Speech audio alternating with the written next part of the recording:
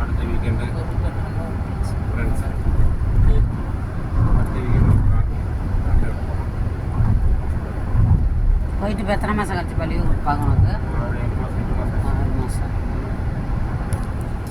Minimum 6 மாதம் வர முடியாது.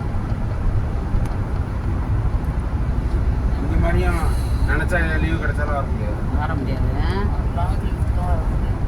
லாங் லீவில் மினிமம் ஒரு வாரம் மினிமம். ஒரு வாரம் தான் நீங்கள் வரவே 2 days ஆகும். அப்போ எப்படி ஆயிடும் கம்ப்ளீட்டாக படிங்கன்னா 4 hours. 8 hours நைட்டு தூங்கி வச்சா வந்துடுவாங்கல்ல. தூங்குற டைமும் இங்கே இருக்கும். நான் 22 hours 13 hours. 13 hours. வேலை அதிகமாக இருக்கும். எப்போ ஸ்ட்ரெயிட் ஃப்ளைட் கிடையாது, டிரான்சிட் டிரான்சிட் ஃப்ளைட். அப்போ இங்கேருந்து கத்தாருக்கு போகணும், இங்கேருந்து அபுதாபி போகணும். எங்கே போனால் 4.5 மணி நேரம், அங்கேருந்து 7 மணி நேரம். மொத்தம் ட்ராவலிங் டைம்னு பார்த்தீங்கன்னா 12 மணி நேரம் ஆகும். நடுவில் டிரான்சிட் டைம்னு எவ்வளோன்னு தெரியாது. 2 மணி நேரம், 1 hour, 1 நேரம். வேலை மினிமம் ஹாஃப் டே. வேலை எப்படி இருக்கான்னு தெரியாது. வேலை நார்மலாக தான் இருக்கும். சரி சரி.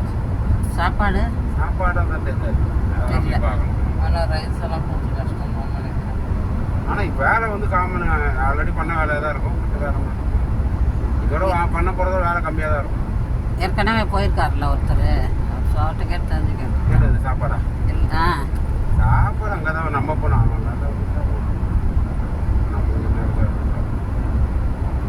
நான் எங்கே போனாலும் சாப்பாடு பிரச்சனை வந்து கிடையாது. அதாவது நான் சாப்பாடுன்னு நான் பிரச்சனை பண்ண முடியாது. இருக்கும், அப்புறம் சரியாக இருக்கும்.